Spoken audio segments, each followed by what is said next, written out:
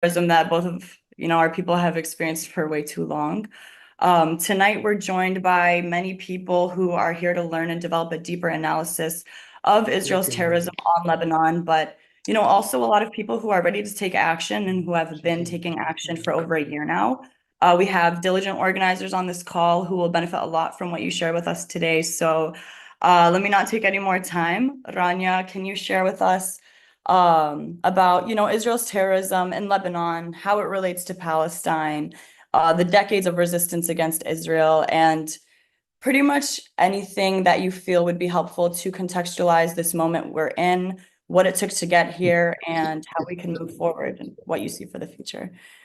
It's a lot, Well, but there's a lot going on. well, And no, that's thank you so much. Thank you so much, Noor. That was a really nice, kind introduction. And I appreciate what you said about solidarity here because when it comes to the Levant, I mean, we've all been dealing with the same horrific issue. And, not just us, but our parents and our grandparents have been dealing with the same problem, the source of so much of the violence in the region, which is this imposition of this sectarian, settler, colonial, apartheid, genocidal state called Israel.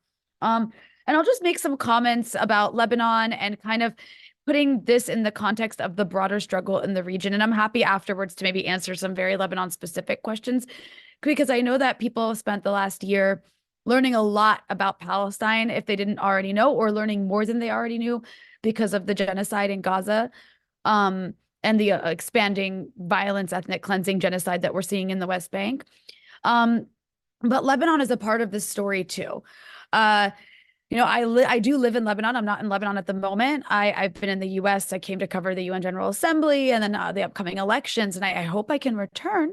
But in my absence, the situation in Lebanon has deteriorated quite dramatically, which started, I guess, now almost a month ago, maybe 3 weeks ago, a month ago. I can't even remember anymore. But it started with the pager attacks.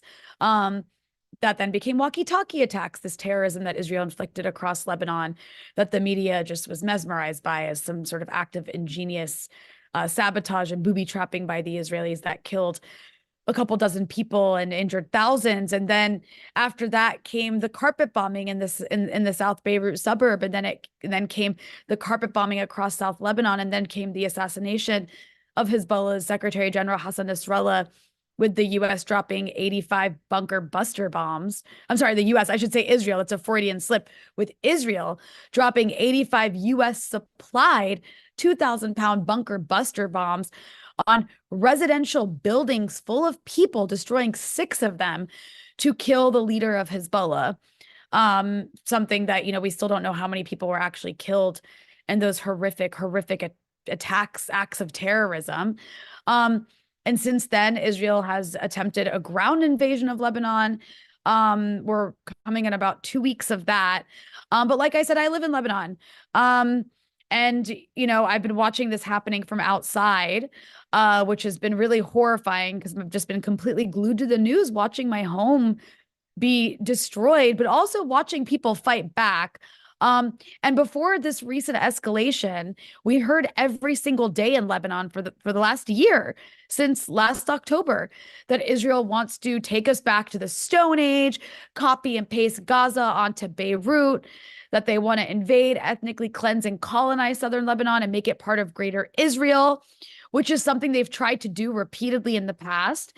And they recently escalated in an attempt to do that. And the reason I should add that they hadn't been able to before is because Lebanon has a really strong resistance, which is Hezbollah, which has repeatedly defeated Israel. In the year 2000, after over a decade of occupation by Israel, Hezbollah liberated South Lebanon from Israeli occupation. I mean, Hezbollah exists because of Israeli occupation. It was formed in the mid-1980s to fight Israel's vicious invasion and occupation of Lebanon following its siege on Beirut, a siege that, I should add, Ronald Reagan referred to as a Holocaust when he asked Menachem Begin to stop that siege. But anyways, Hezbollah went on to liberate South Lebanon in the year 2000 from Israel's vicious and brutal occupation, and then pushed out an Israeli invasion again in the year 2006. And they have basically managed to protect the country ever since.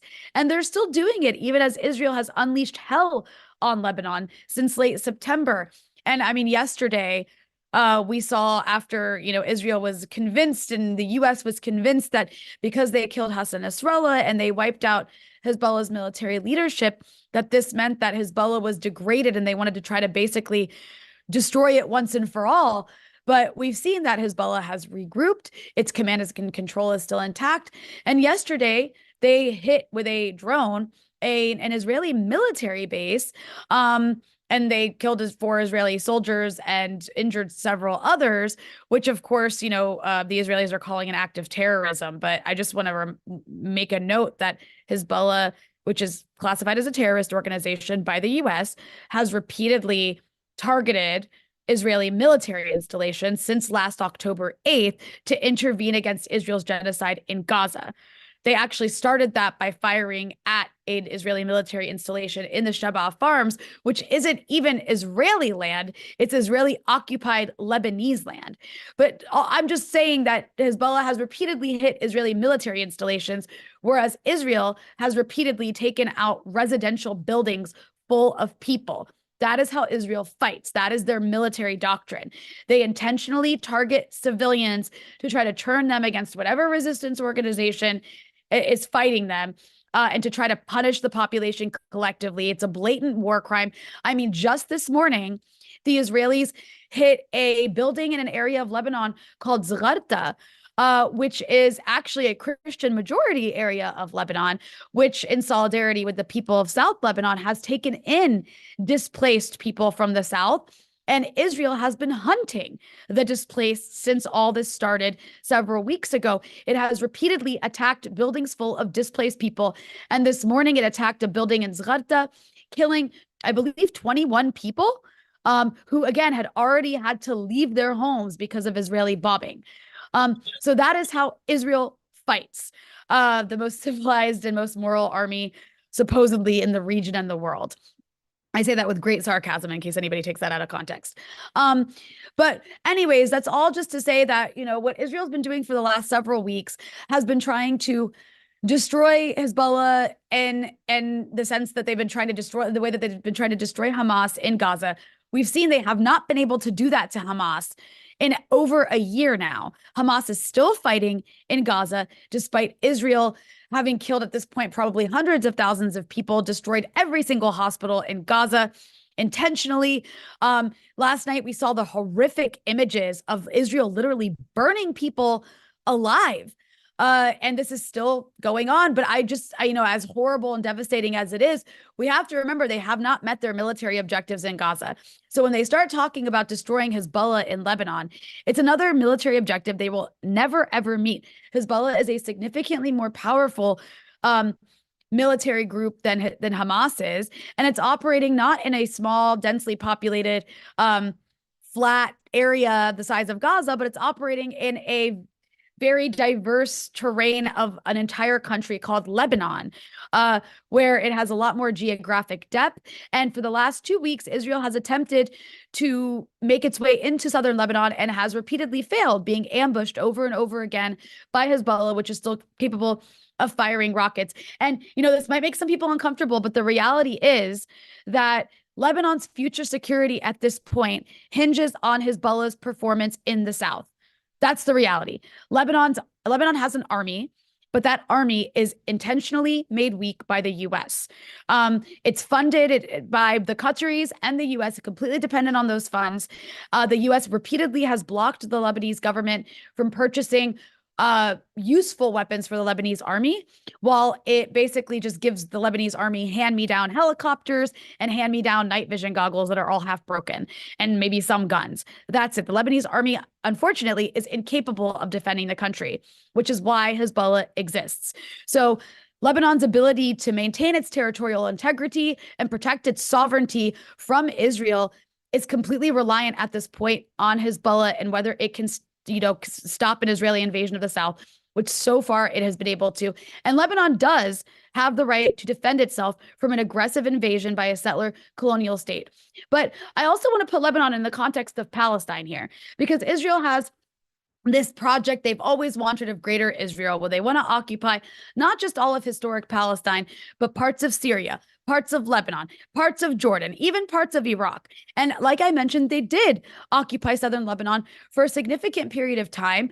And they do have a vision of wanting to do that again, at least the most right-wing people in their government do. But this isn't just an Israeli project. We should make no mistake here.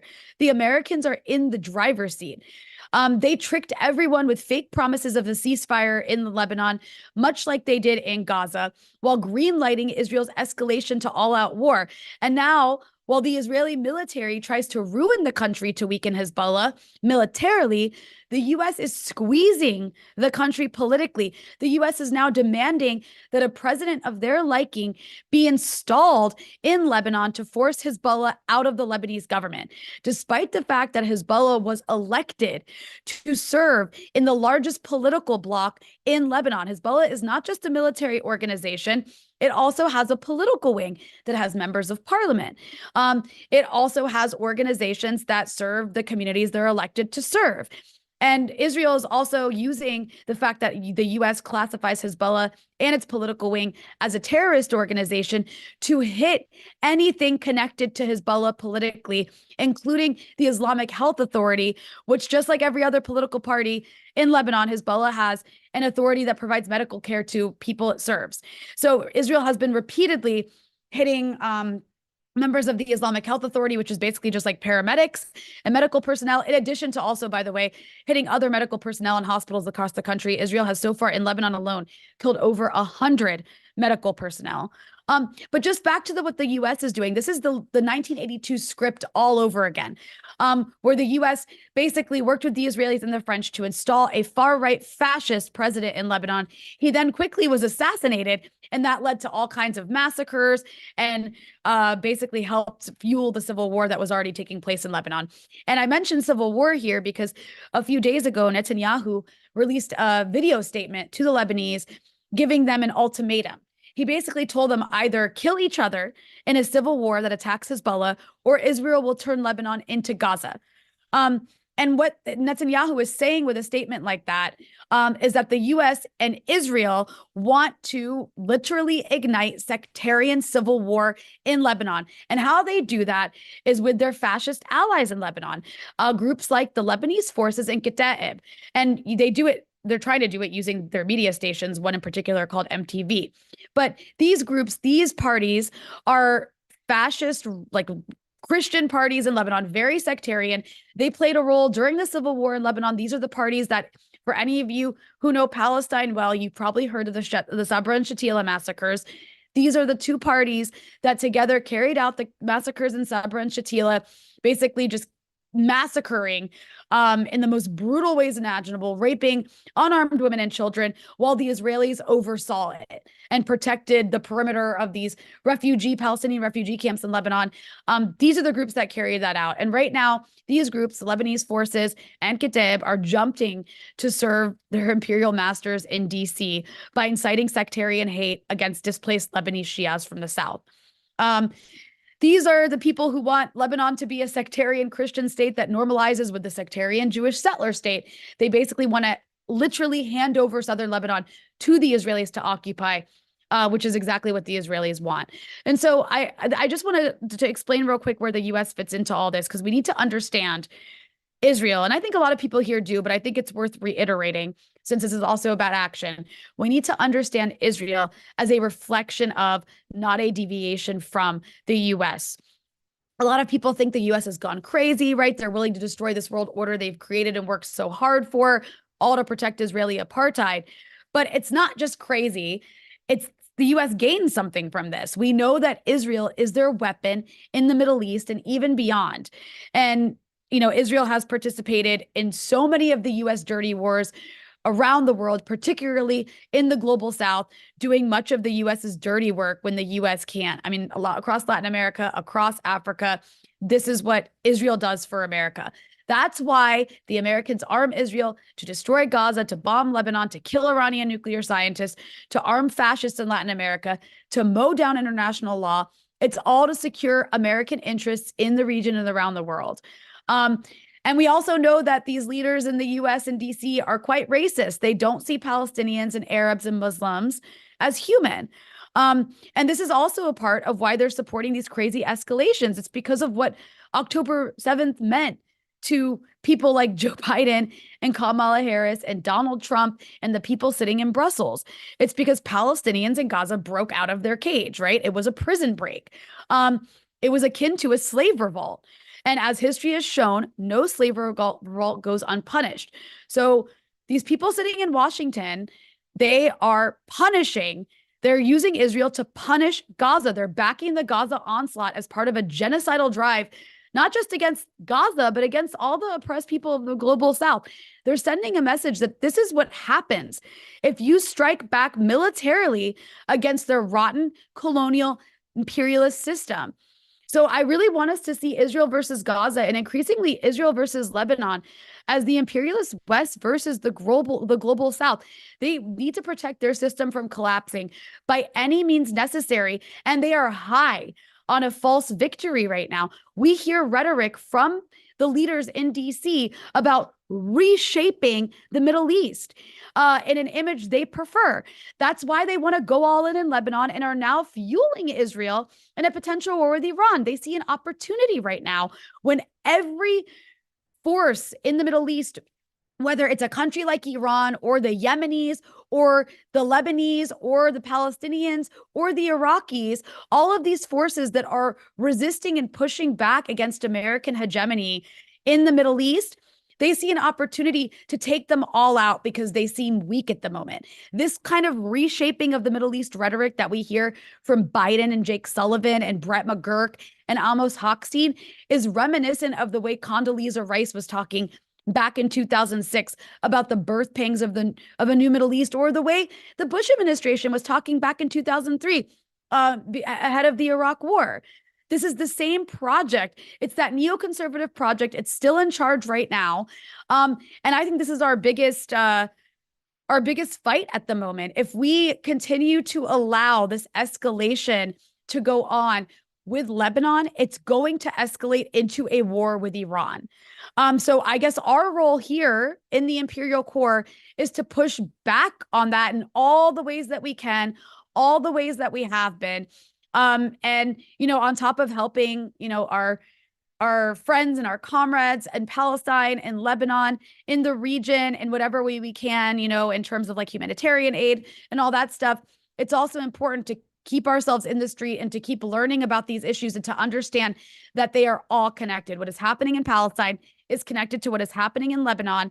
And again, it's going to snowball into a war with Iran. I don't just mean Israel and Iran. I mean, once that war starts, the US will have to get involved. And it'll be another US regime change war in the region. And sorry if I've been rambling for too long because there's just so much to talk about here, but I'm happy to answer any questions.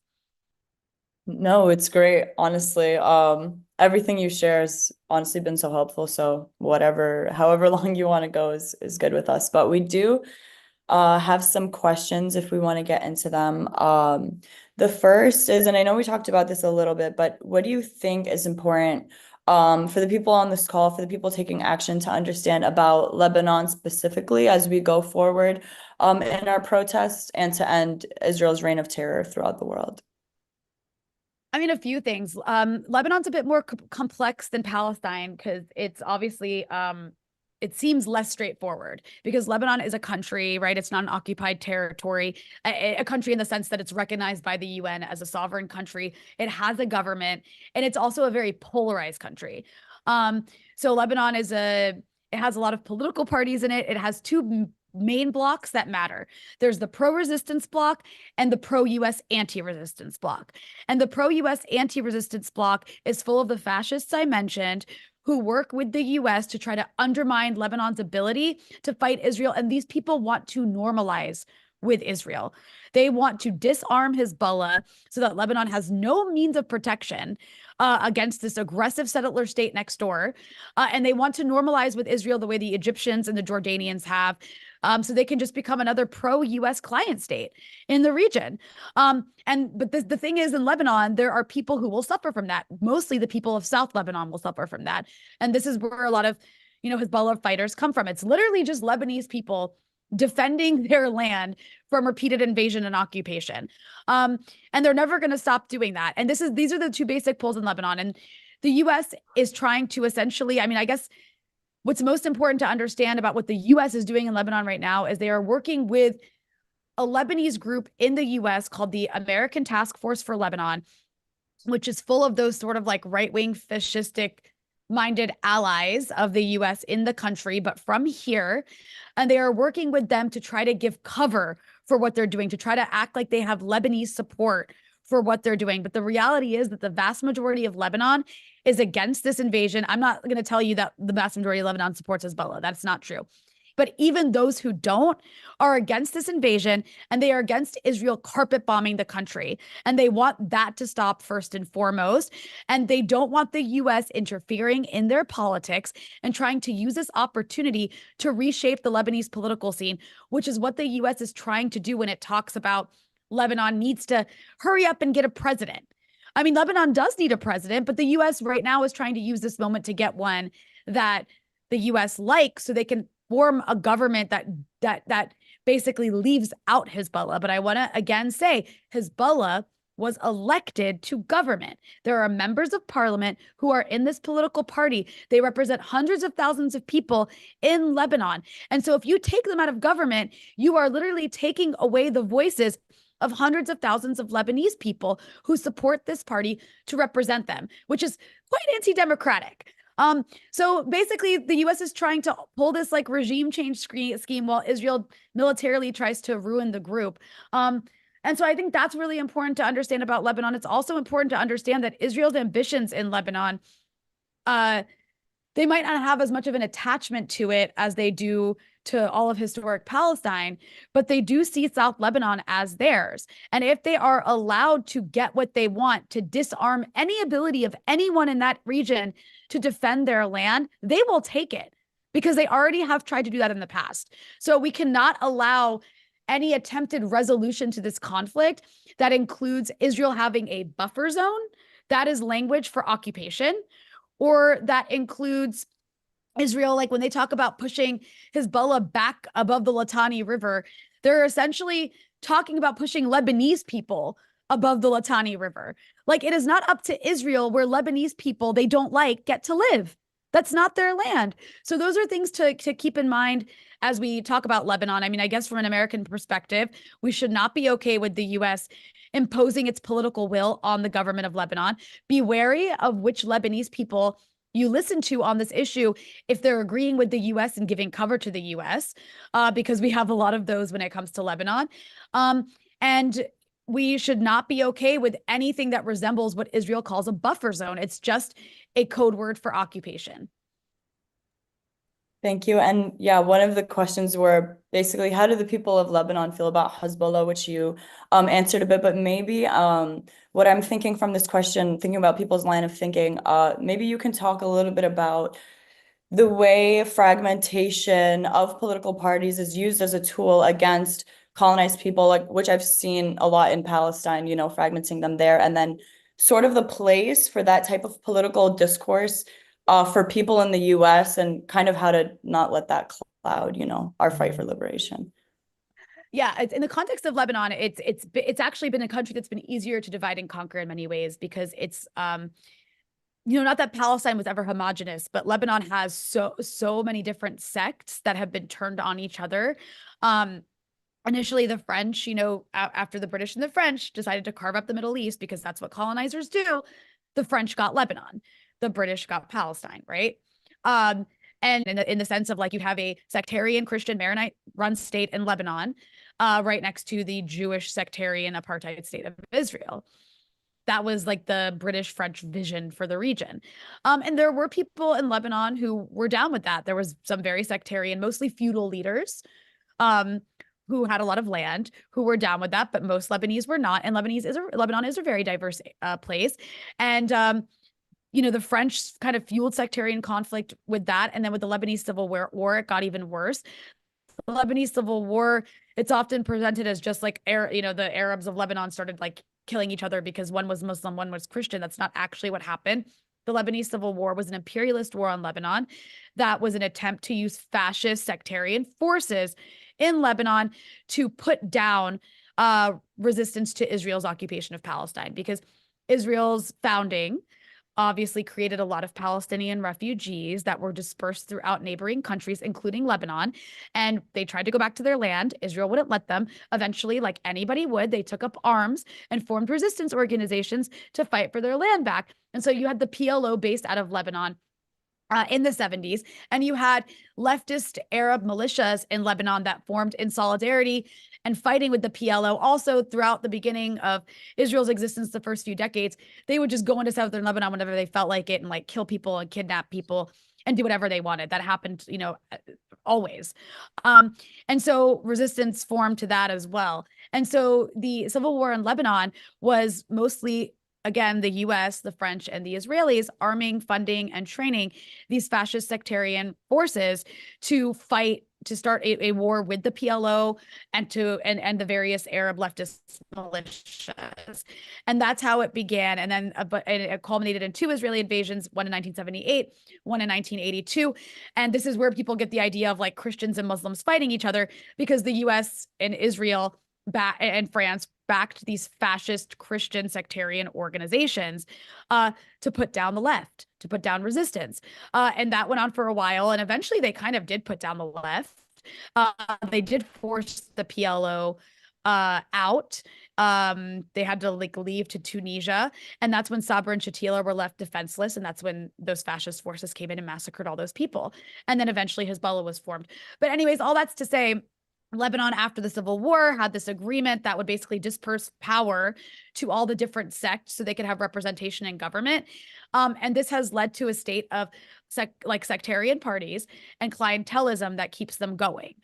And Lebanon, as a result, has this sort of fragile makeup that is constantly afraid of reignited civil war, because it's not that hard to reignite a civil war in Lebanon, because it is a very segregated country. Like a lot of neighborhoods are like, that's a Shia neighborhood, that's a Sunni neighborhood, that's a Christian neighborhood, that's a Christian Maronite neighborhood, that's an Orthodox Christian neighborhood, that's a Druze neighborhood. That's how most of Lebanon lives and fits. And so right now, one thing that's really, really troubling is that Israel and its carpet bombing, which has mostly targeted Lebanese Shia villages, because that's Hezbollah's base, is Lebanese Shias, has displaced 1.2 million people in Lebanon. This is a country of less than 6 million people. So you're talking about a fifth of the country being displaced, a country that's already been experiencing an economic collapse, and that's been dealing with a lot of internal problems over the last 7 or 8 years.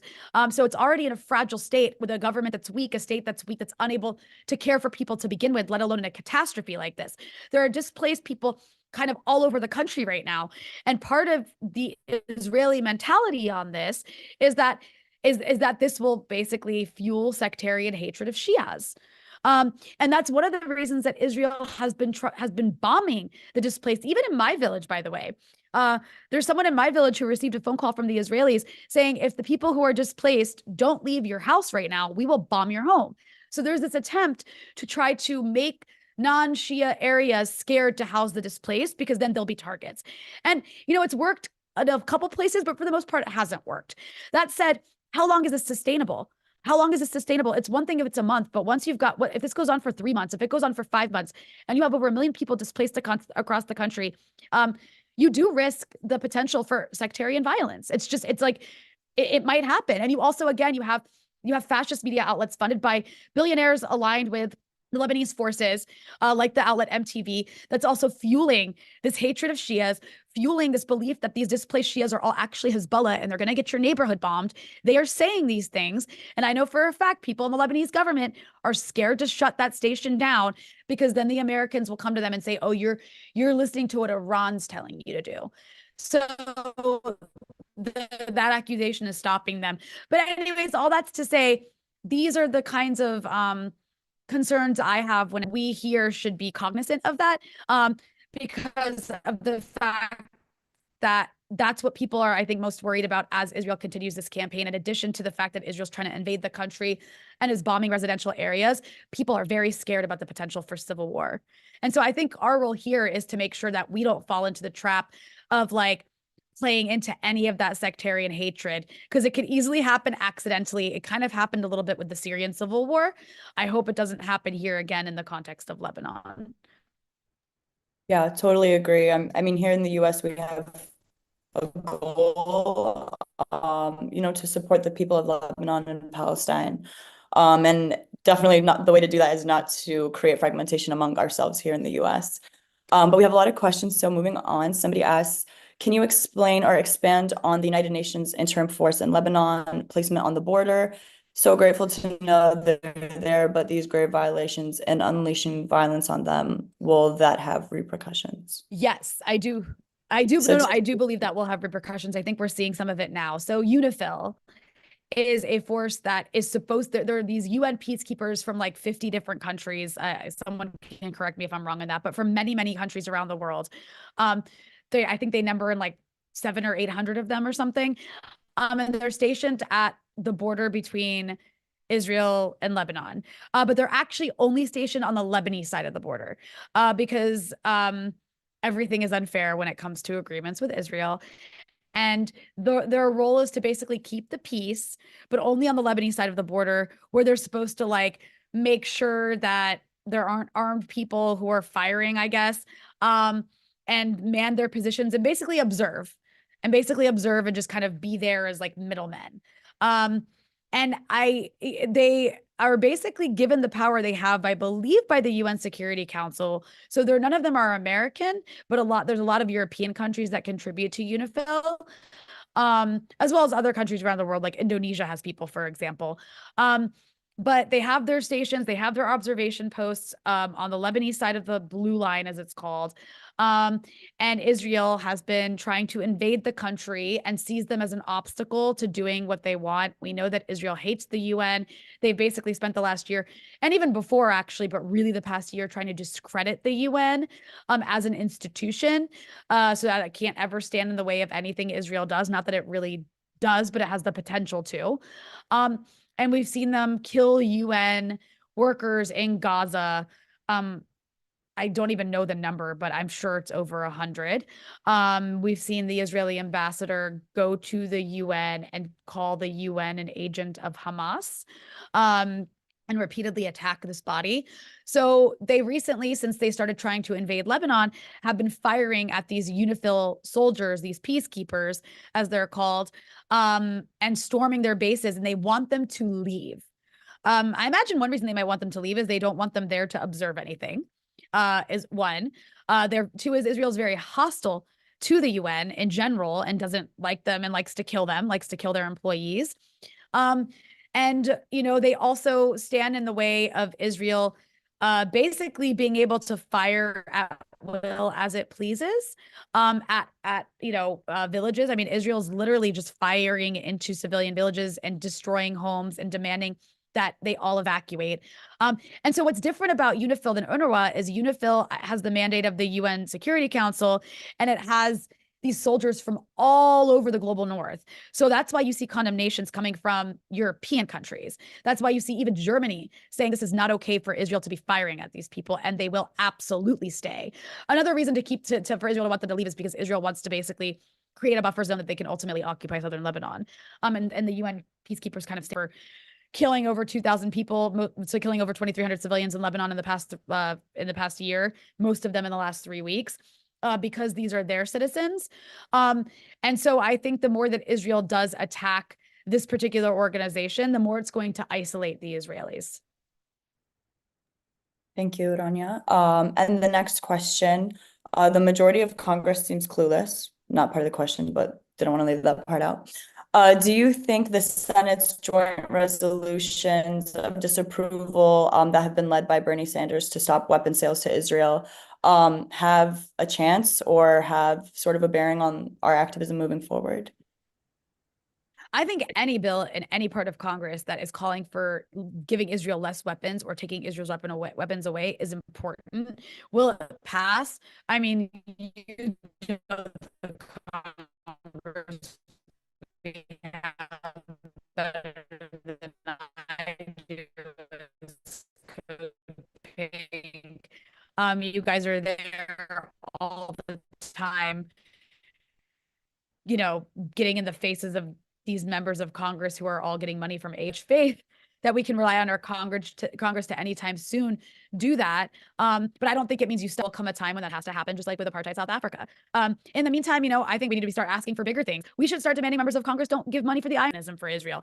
We shouldn't call it defensive. There's nothing defensive about it. The Iron Dome is part of a 3-layer air defense system that the U.S. largely funds and supplies to Israel to protect it from the consequences of committing genocide. It is not okay that Lebanon has 0 air defenses and the U.S. stops Lebanon from accessing air defenses from countries like Russia, for example. While Gaza has 0 air defenses, the West Bank has 0 air defenses. It's now being subjected to airstrikes. Meanwhile, the Israelis get 3 layers of air defenses to protect them, not just their civilians, but to protect their military bases from any consequences to committing genocide. At this point, Israel's military bases, particularly where their fighter jets are stationed, are the equivalent of those train tracks to Auschwitz. And I really mean that. I'm not trying to be hyperbolic here. And anything protecting those train tracks is actually completely offensive and is a part of the genocide. So the Iron Dome, as far as I'm concerned, is a part of that genocide. And any congressperson who claims to be progressive in any way whatsoever should not be voting for it. And that includes AOC. I know I went on a tangent there, but I'm really sick of the fact that Lebanon just is like nakedly able to be bombed with 2,000-pound U.S. bunker buster bombs on families, while the Israelis get 3 levels of air defenses to stop anybody from exacting material consequences on them to make them stop their genocide.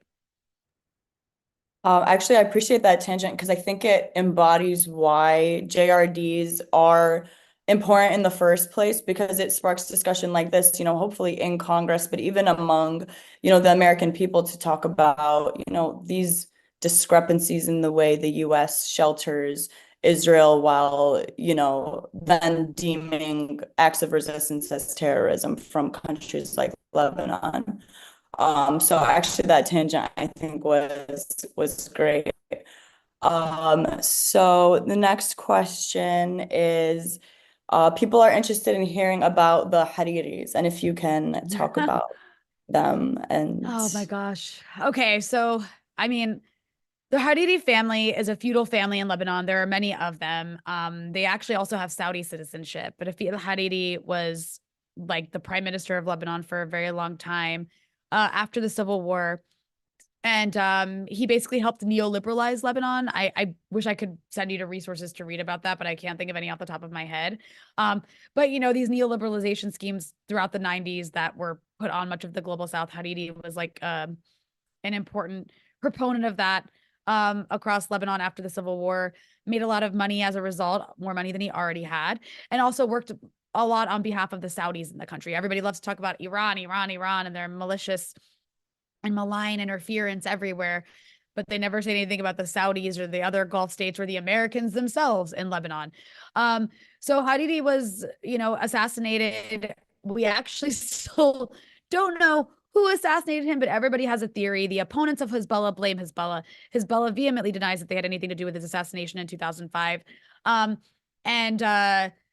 know, they say they didn't have anything to gain from it. Some people think the Saudis were responsible. A lot of people think the Israelis were responsible. But actually, recent revelations came out in the last several weeks that the International Tribunal to investigate the assassination of Rafiq al-Hariri, which is still, I think, ongoing, actually, or if it's not, it ended a few years ago. I don't remember, but that was actually used, that tribunal was used to collect information about Lebanon, particularly Hezbollah, that actually was then given to the Israelis. And that was some of the intelligence that they used to basically target the people they've targeted in the last month in Lebanon. So just something to think about. And that there was a really good article about that in El Akhbar, which is a Lebanese newspaper that was translated in something called The Public Source. If anybody wants to go check that out, it exists in English. It was written by Alman Nashabi, who is a really good, like, what's the word I'm thinking of when you investigate like crime? Forensic. He does forensic analysis. Anyways, so that's Nafil Hariri. After he was assassinated, his son, and he was in charge of a party, his son Saad Hariri, took charge of sort of like the Sunni community in Lebanon through this party called the Future Movement. That's part of the March 14 alliance. That is the basically like anti-resistance alliance in Lebanon that is aligned with the U.S. It includes in it those fascist parties I mentioned earlier, like Lebanese Forces and CODEPINK, and some others. And Saad Hariri was kind of an agent of the Saudis throughout his tenure in Lebanon, but to find a kind of like working relationship with him. But since then, he's sort of become a defunct politician. He's not in charge of anything anymore. The Saudis gave up on him. And you'll even remember when MBS arrested all those people back in, I think it was 2018, 2017, 2018, MBS arrested all these people in Saudi Arabia that were like opponents of him or that he views as potential opponents. One of the people he arrested was Saad Hariri, who he then tortured and forced to get on camera and resign as prime minister. And he looked really scared in that resignation. It looked like he was kind of at gunpoint. And then he undid that resignation after he left Saudi Arabia because he did it under duress. But anyways, all that's to say he doesn't really matter as a figure in Lebanon anymore because he's not in charge of anything at this point. And the Sunni community in Lebanon, there's a power vacuum. And one of the concerns that the U.S. has as a result of that power vacuum is that they are turning more pro-resistance again because Hariri was very anti-resistance, anti-Shia, therefore anti-Hezbollah, that the Sunni community in Lebanon is becoming pro-resistance, is supporting Hamas and groups like the Muslim Brotherhood in Lebanon who are joining with Hezbollah to resist Israel and actually undoing a lot of the sectarianism that the U.S. helped instill over the last decade against Shias in the region. So that's just something to keep an eye on. But yeah, right now, Saad Hariri doesn't really matter, and neither does his family. Thank you. Yeah. A lot of curious questions. So sometimes just the extra information is good. This will probably be our last question. I think it's a good way to end. Somebody asked, how can one not be cynical? And I was thinking this might be a good time, maybe if you want to talk about Yom al-Muqawama with Tahrir, the Day of Resistance and Liberation. If you want to talk about a prison break, that was a real prison break. Yeah. Well, actually, you know what I want to say about cynicism? Because I think it's really easy. And I get like this too. I think what we're seeing is so horrifying. And it just seems to keep getting worse. Like we've never seen anything this bad in our entire lifetimes. And I'm not just saying my lifetime. People who are twice my age, I don't think you've seen anything as bad as what we've witnessed over the last year. And again, just keeps getting worse. And it seems to be spreading. And it's scary. And it's like we've been out in the streets for a year. We've been getting in the faces of members of Congress for a year. We've been teaching for a year. We've been informing people for a year. The majority of the American public supports a ceasefire.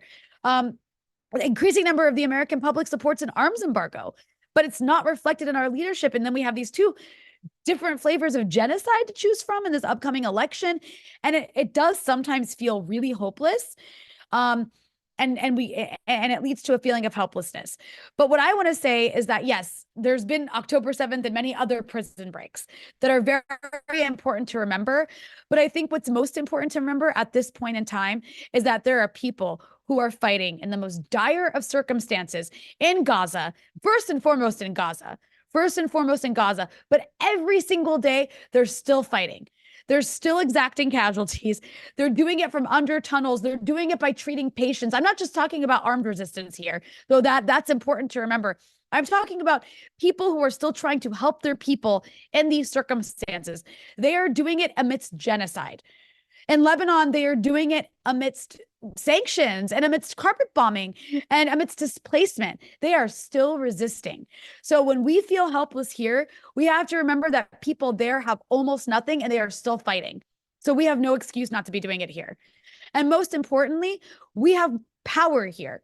We have power in this country. This is the source. This country is the source of all of this violence. US imperialism is the source of all of this violence. I keep doing this. I keep plagiarizing Vijay Prashad, a very good friend of mine and an amazing comrade.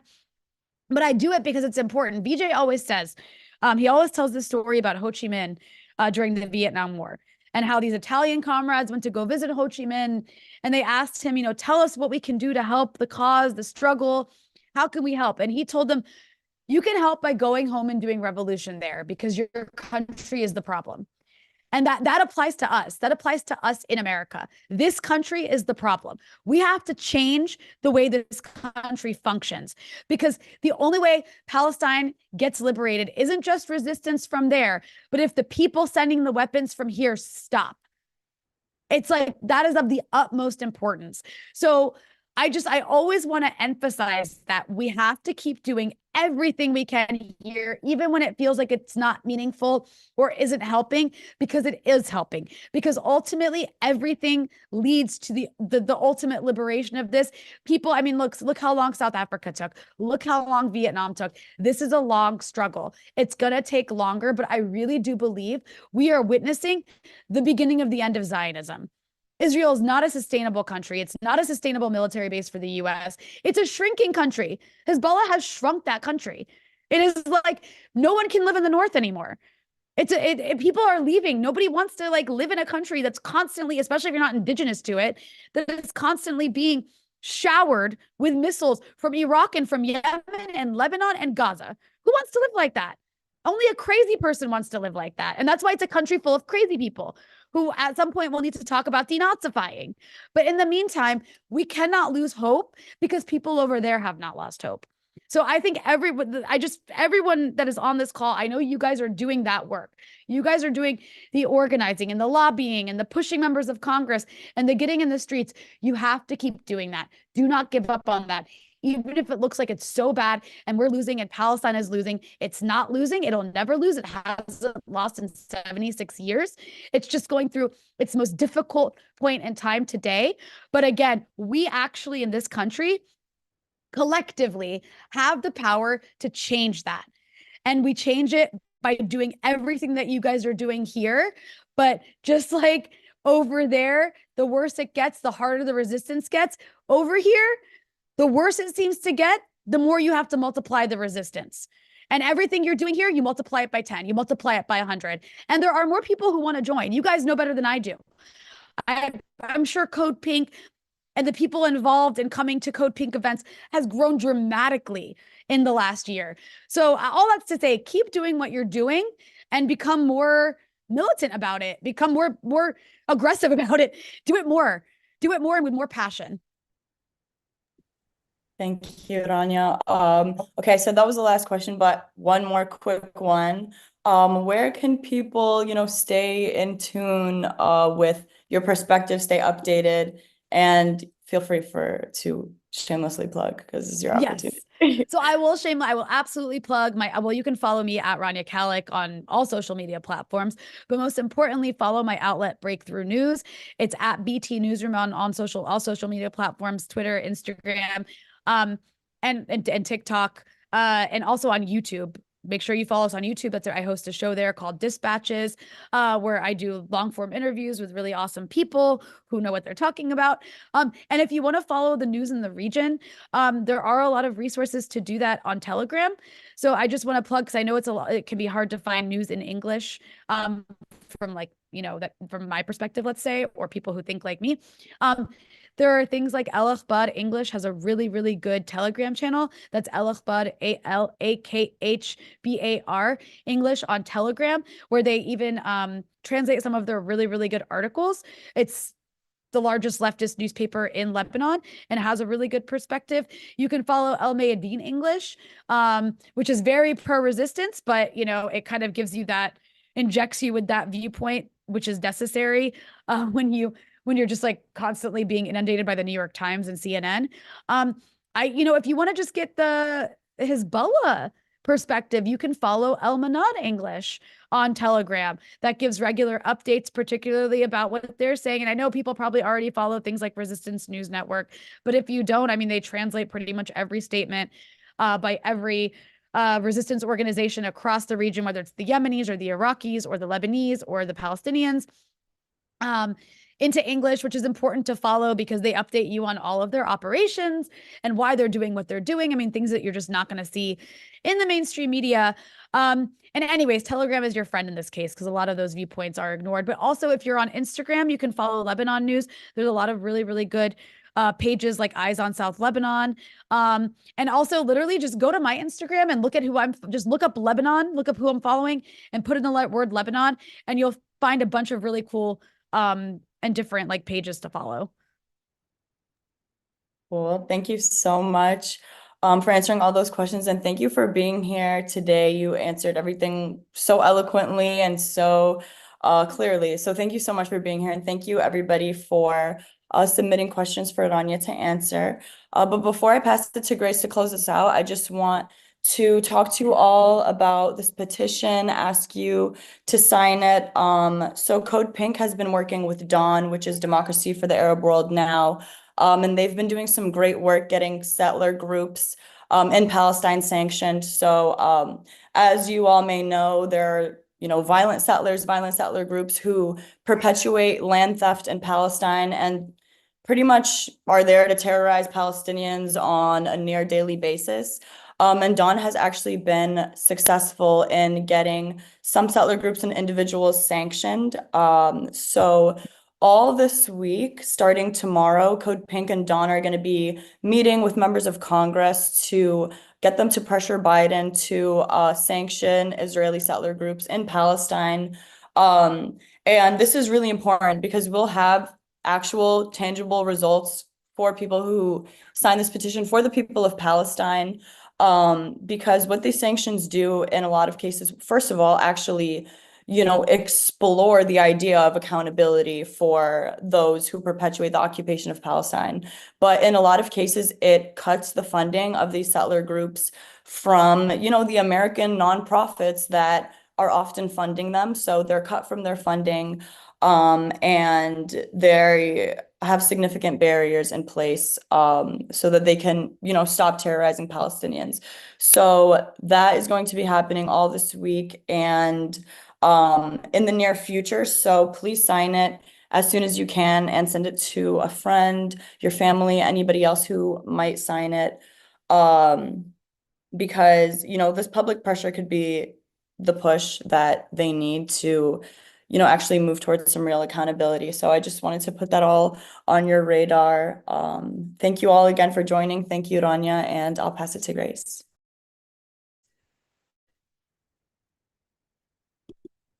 Thank you so much. We could not be more grateful for everybody being here. And we could not be more grateful to Rania for always providing such important insight into Lebanon, but also into movement building and solidarity work. I've also been thinking a lot about VJ talking about bringing the revolution to where you are. And we are just very grateful to everybody on this call for doing the local work to bring down Zionism, to bring down genocide, to bring down the war machine, and to create local peace economies where you're at. So I'm going to ask you all to please mark your calendars for our next Missing Piece Monday on November 11th. As a reminder, we have moved to a monthly format so we can bring you amazing content like Rania and discuss our own local work and what we can be doing for Palestine. And we are also bringing this movement for peace, to women's marches throughout the country on November 2nd. We will not let feminism be co-opted by the war machine, by genocide, and by imperialism, just like we do in our own communities. We already have marches in DC, in New York City, and LA, and more being added each day. So I would love for you guys to head over to our landing page of all the marches happening and some amazing webinars happening before that, talking about the co-option of feminism and how to practice our anti-imperial feminist values every day, and especially as we are going into a season where feminism is being so co-opted by the war machine. But I want to thank everybody for being here, for sticking around, for sending in amazing questions. We'll see you next month. Have a great night. Bye, everyone. Thank you.